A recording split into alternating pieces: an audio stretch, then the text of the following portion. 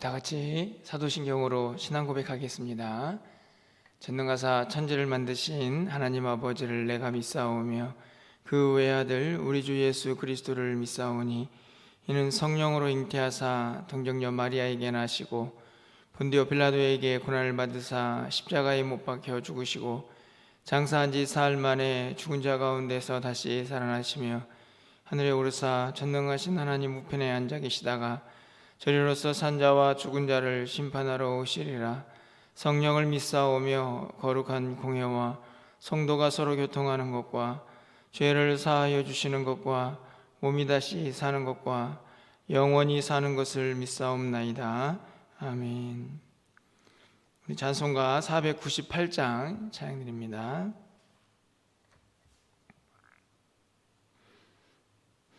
(498장입니다)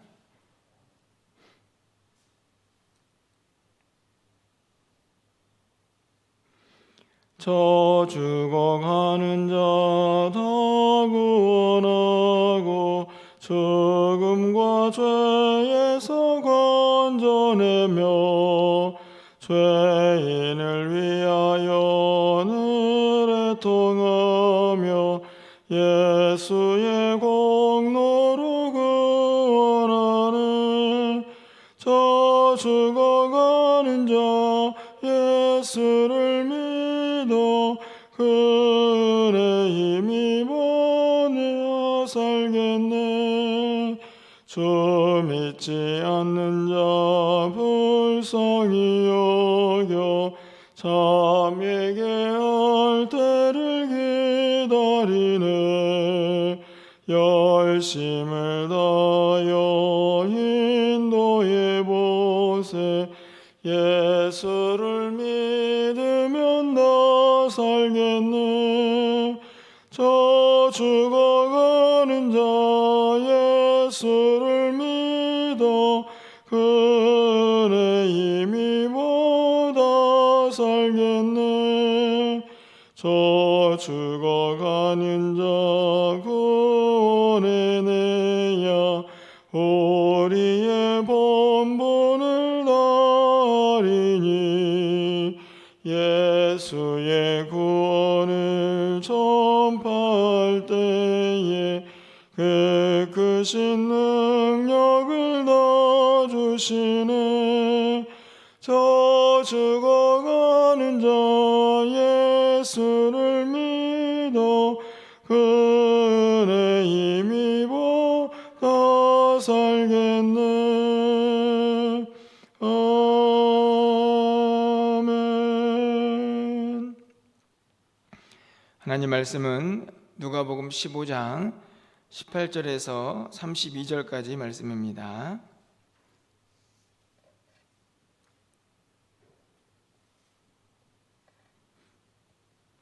누가복음 15장 18절에서 32절까지 말씀을 제가 읽어드리겠습니다.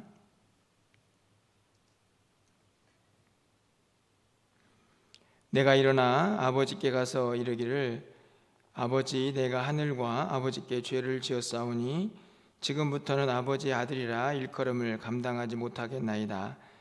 나를 품꾼의 하나로 보소서 하리라 하고 이에 일어나서 아버지께로 돌아가니라. 아직도 거리가 먼데 아버지가 그를 보고 측은히 여겨 달려가 목을 안고 입을 맞추니 아들이 이르되 아버지, 내가 하늘과 아버지께 죄를 지었사오니 지금부터는 아버지의 아들이라 일컬음을 감당하지 못하겠나이다 하나 아버지는 종들에게 이르되 제일 좋은 옷을 내어다가 입히고 손에 가락지를 끼우고 발에 신을 신기라. 그리고 살찐 송아지를 끌어다가 잡으라. 우리가 먹고 즐기자. 이 내 아들은 죽었다가 다시 살아났으며 내가 잃었다가 다시 얻었노라 하니 그들이 즐거워하더라.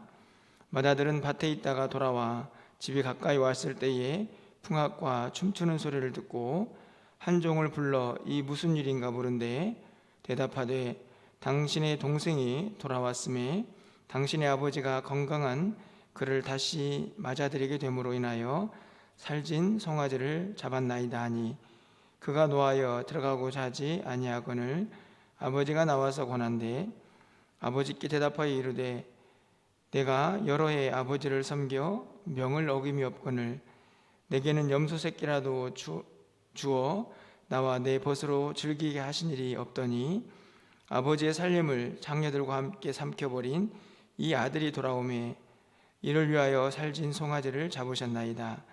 아버지가 이르되 예 너는 항상 나와 함께 있으니 내 것이다 내 것이로다. 이르되 이 내 동생은 죽었다가 살아났으며 내가 잃었다가 얻었기로 우리가 즐거워하고 기뻐하는 것이 마땅하다 하니라. 아멘. 어제도 말씀을 드렸지만 누가복음 15장 전체는 세 가지 이야기가 한 가지 주제를 향해서 달려가고 있습니다. 그것은 다른 것이 아니고 무엇인가 잃어버렸을 때에 그것을 찾는 기쁨이 잘 표현되어 있는 내용들을 15장 전체가 담고 있는 것을 보게 됩니다. 오늘 우리가 읽은 본문은 다 읽지는 않았지만 흔히 탕자의 비유다라고 이야기하는 본문입니다. 오늘 본문은 어떤 주제를 중심으로 하느냐에 따라서 조금 다른 내용을 정리할 수가 있는데요. 대부분 많은 분들이 돌아온 탕자 그리고 그의 회개 그리고 한 영혼을 향한 이 아버지의 마음 등등의 내용들을 가지고 오늘 이 탕자의 비유를 설교를 하게 됩니다. 어떤 주제든지 다 가능할 수 있겠지만 저는 무엇보다도 오늘 본문에서 가장 핵심적인 주제는 바로 하나님 아버지의 마음이 어떤 구절보다도 잘 담겨져 있다라고 생각이 듭니다. 어제도 살펴보았듯이 오늘 15장 전체의 이야기인 이 잃어버린 것을 찾아서 무엇인가 채우고 완성하는 그 이야기는 계속해서 반복적으로 진행이 됩니다. 오늘도 한 아버지에게 두 아들이 있었습니다. 그 중에 둘째 아들이 멀리 나갔다가 다시 돌아오죠. 그래서 오늘 본문에서 반복되고 있는 것처럼 잃어버린 아들, 또 비유적으로는 죽은 아들이라고 말할 수 있을 정도의 그런 아들이 다시 돌아와서 원래 있던 두 명의 아들이 다 채워지는 그런 말씀들을 우리가 정리해 볼 수가 있습니다. 그렇게 채움과 완성의 의미라는 내용을 함께 담고 있는 이 말씀을 아버지의 마음을 중심으로 함께 좀 간단히 이 새벽에 좀 살펴보려고 합니다. 첫째 아들이 아마도 일터에 나갔다가 들어오지 않았을까 생각이 듭니다. 그렇게 들어왔을 때에 우리가 잘 알고 있는 둘째 아들이 집으로 돌아오죠.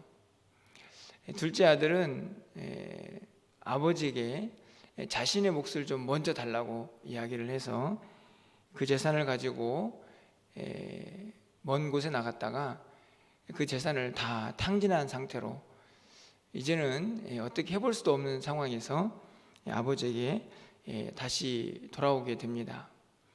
그것을 본 아버지가 너무나 기쁜 나머지 이 둘째 아들을 위해서 잔치를 베풀었죠.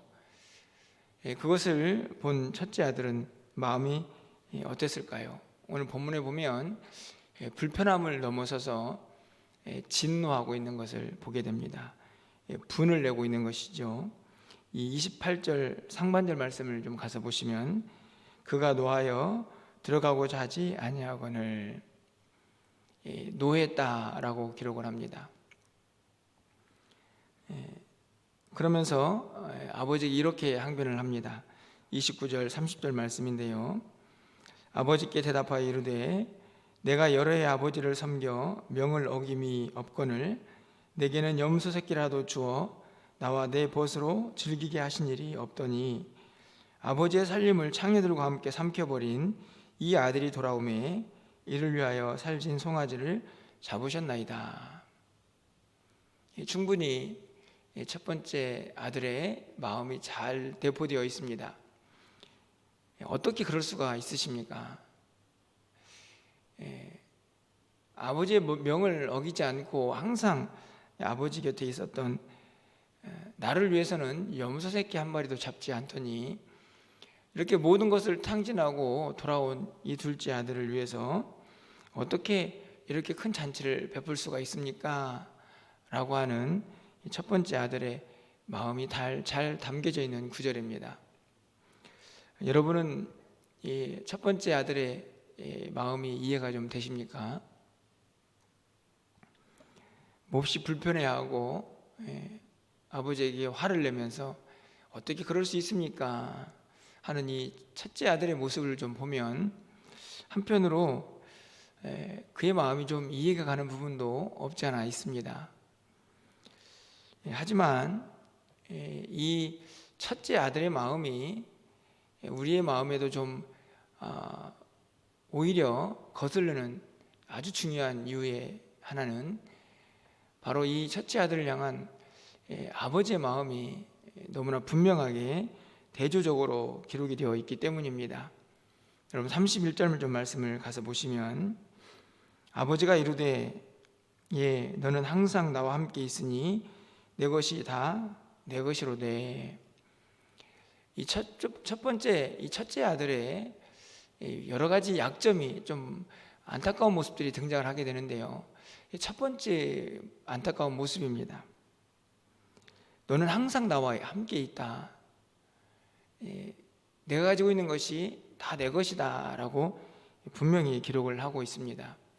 우리가 알고 있는 것처럼 이 아들은 첫 번째 아들이죠. 맏아들입니다. 이스라엘 사회에서 맏아들은 어떤 특권을 갖게 됩니까? 아버지의 모든 것을 물려받는 장자권을 가지고 있는 사람입니다. 다시 말하면 지금 염소 한 마리, 살찐 송아지 한 마리가 중요한 게 아니고, 오늘 이 아버지가 이야기하고 있는 것처럼 이 첫째 아들에게는, 맏아들에게는 그 아버지의 모든 것이 그 아들의 것이라는 분명한 특권이 그에게 이미 주어져 있었던 것이죠. 다시 말하면 이 첫째 아들은 자신이 가지고 있는 정체성을 완전히 다 이해하고 있지는 못했던 것 같습니다. 그런 마음 속에서 불편하고 서운한 마음이 일어났던 것이죠. 두 번째 문제가 있습니다. 어떻게 보면 더 큰 문제가 아닐까 생각이 드는데요, 32절 말씀을 좀 가서 보겠습니다. 우리 32절 말씀은 좀 함께 읽어보도록 하겠습니다.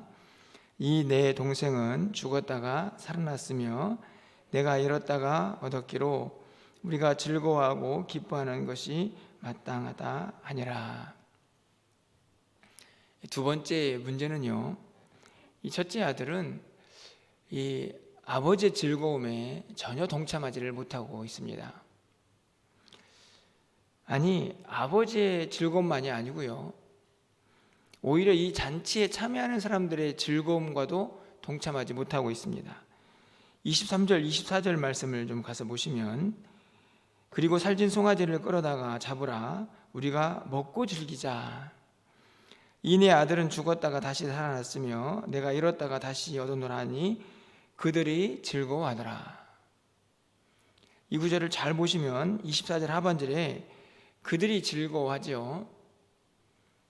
주인이, 아버지가 야 우리 다 같이 먹고 즐기자, 앞에서 살펴보았던 첫 번째, 두 번째 이야기와 비슷하죠. 함께 즐기자는 이 즐거움을 주변 사람들에게 함께 나눕니다. 그리고 그 이야기에 사람들도 동참을 하죠. 그들이 즐거워합니다. 함께 즐거워하죠. 그런데 이 잔치에서 유일하게 즐거워하지 못하는 사람이 있습니다. 바로 첫 번째 아들이죠. 얼마나 안타깝습니까?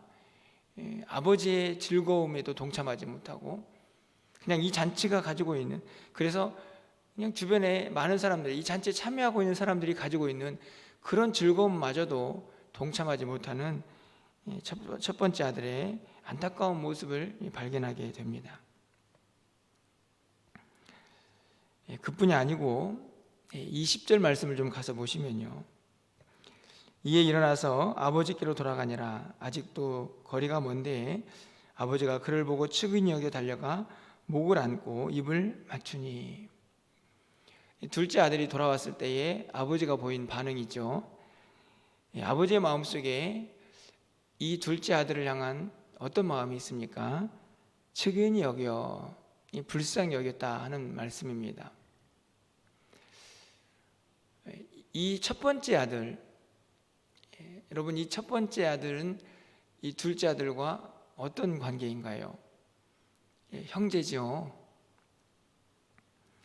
어떻게 보면 이 첫째 아들의 마음에도 이 아버지의 마음처럼 이 둘째 아들에 대한 불쌍히 여기는 마음이 있어야 하지 않았을까요?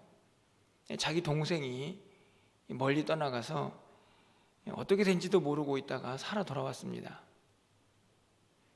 그렇다고 하면 이 첫째 아들도 어찌 보면 피부치이고 자기 동생이기 때문에 이 아버지처럼 측은히 여기면서 좀 이 동생이 돌아온 것에 대해서 즐거워하는 마음, 기뻐하는 마음이 있어야 할 텐데 어찌된 일인지 이 첫째 아들의 마음속에는 그런 마음이 전혀 보이지를 않고 있습니다.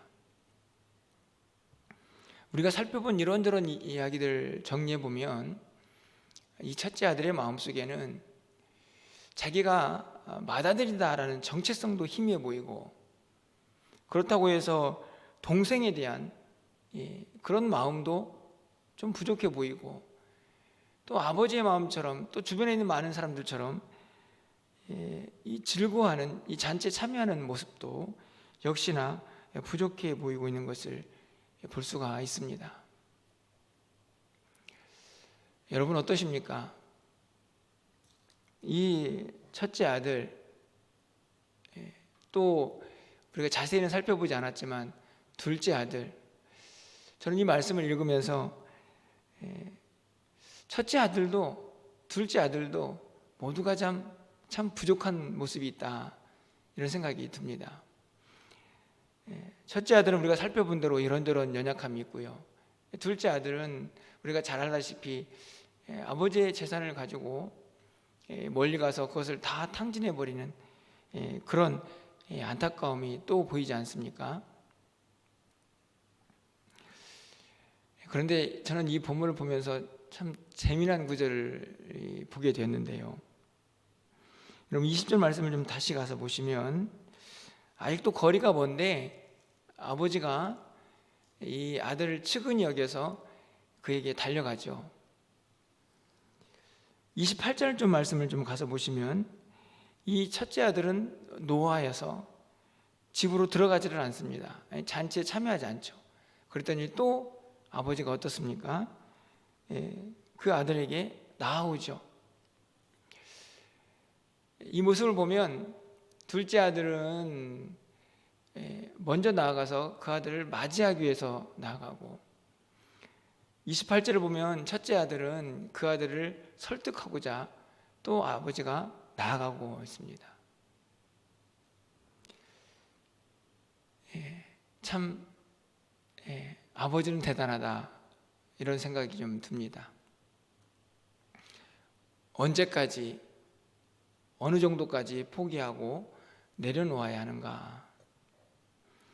이 철없고 조금은 부족해 보이는 두 아들을 향해서 끊임없이 베풀고 내려놓고 사랑의 모습을 보여주고 있는 이 아버지가 바로 오늘 우리의 하나님 아버지라는 사실을 우리가 한순간도 잊지 말았으면 좋겠다 하는 생각을 오늘 본문을 읽어보면서 갖게 됩니다.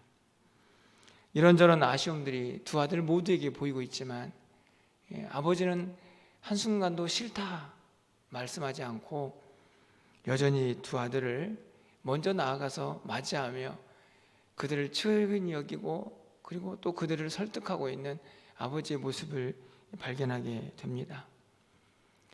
오늘 우리의 마음속에도 좀 그 아버지의 마음이 있었으면 좋겠습니다. 죽어가는 영혼들을 향해서 불쌍히 여기는 마음이 좀 있었으면 좋겠고, 그래서 그들을 향해서 예수 그리스도가 정말 우리의 소망입니다. 그분을 믿어야 합니다라고 좀 담대히 증거할 수 있는 우리의 삶이 되었으면 좋겠다라는 생각을 갖게 되고요. 또 한 가지는 무엇보다도 좀 이 아버지의 그 즐거워하는 마음에 우리 모두가 좀 동참했으면 좋겠다 하는 생각을 갖게 됩니다. 여러분 32절 하반절 말씀을 좀 가서 보시면 우리가 즐거워하고 기뻐하는 것이 마땅하다 아니라 좀 마땅하죠. 한 영혼이 돌아오는 이 즐거움은 세상의 어떤 기쁨보다도 크고 위대한 것입니다. 그렇기 때문에 그 즐거움에 동참하는 것이 마땅하다는 말씀이죠. 이 마땅한 일, 우리가 이 마땅한 잔치와 즐거움에 동참해야 하지 않겠습니까? 그러기 위해서는 무엇보다도 아버지의 마음을 잘 헤아려야 합니다. 오늘 우리가 새벽에 기도할 때에는 무엇보다도 좀 우리의 마음속에 정말 하나님 아버지의 마음이 좀 잘 새겨지고 그 마음을 잘 기억하면서 우리의 신앙생활을 할 수 있는 그런 자녀들이 되기를 소망하는 마음으로 우리가 좀 함께 기도하면서 그 마음 가지고 또 죽어가는 영혼들에게 주님의 귀한 복음을 담대하게 증거할 수 있는 저와 여러분이 되시기를 주님의 이름으로 간절히 축원합니다. 기도하겠습니다.